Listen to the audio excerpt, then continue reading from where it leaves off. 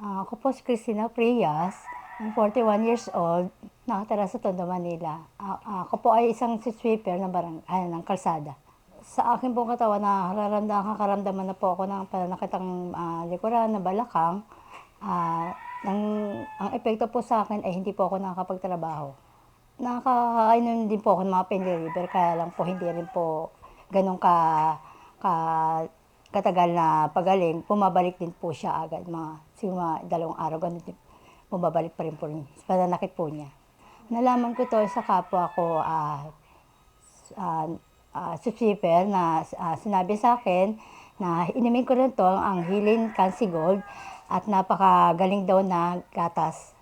At nung na-try ko, nasubukan ko naman, at napakagaling talaga at napakabisa po talaga at nakapagbago sa aking katawan na wala na po ako nararamdaman. Siya yung sa akin, naging energetic po ako sa pagbawalis. Hindi na po ako nakaramdam ng pananakit ng katawan dahil sa pag-inom po ng Healing Cancy Gold. Siguro wala pa pong mga 1 linggo na hindi ko na po nararamdaman yung pananakit ng mga kasukasuan ko dahil sa pag-inom po ng Healing Cancy Gold.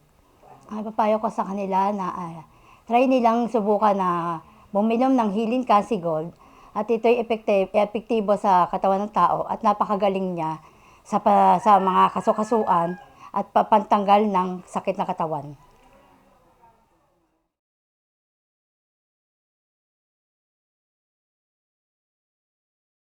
Napakasarap talaga niya.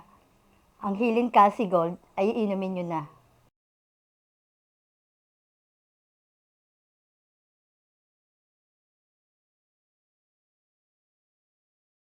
Na malinamnam ang Healing Cancy Gold, i-try niyo na.